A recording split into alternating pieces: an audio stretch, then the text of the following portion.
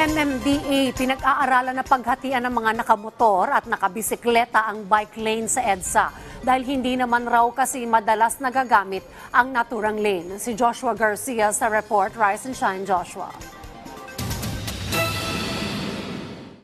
Mahigit 3 taon ng polisiya ang bike lane sa kahabaan ng EDSA para sa mga nagbibisikleta, hindi sa mga motorista. Ito ang muling paglilinaw ng MMDA sa publiko. Ayon kay MMDA Acting Chairman Attorney Romando Artes, sa ngayon sisitahin at itataboy muna ang mga mahuhuling motoristang dadaan dito at bibigyan ng warning sa loob ng 1 linggo. Nag-common ground po tayo na 1 week.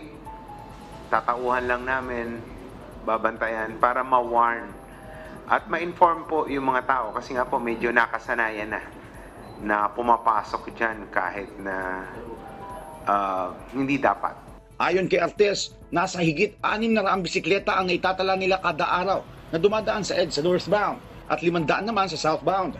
Habang nitong Hulyo, nasa 165,000 motorsiklo ang naitala nilang dumadaan sa EDSA araw-araw. Pinag-aaralan na rin nila kung posible ang shared o paghatian ng mga nakamotor at bisikleta ang bicycle lane dahil nga base sa kanilang datos, underutilized o hindi ito hustong nagagamit. Isusumitin nila ang kanilang mga rekomendasyon upang mapagpasyahan ng Transportation Department. Binigyan diin pa ni Artes ang kahalagahan ng No Contact Apprehension Policy o NCAP sa mga kalsada dahil kulang ang enforcers para magbantay sa mga lansangan.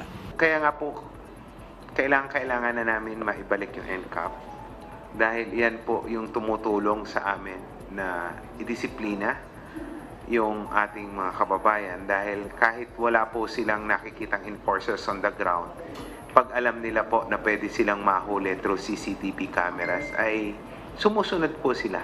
Giit ni Artes, kung sakaling hindi maibalik ang NCAP, kailangan nila ng dagdag na 7,000 enforcers para tumbasan ang nababantayan ng CCTV sa kalsada. Pero kung maibabalik naman ito, sasapat na ang 2,500 enforcers ngayon.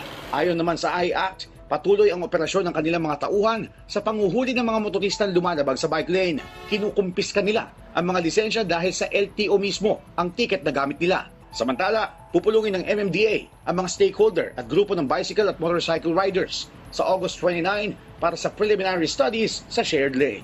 Joshua Garcia para sa Morning Show ng Bayan, Rise and Shine, Pilipinas.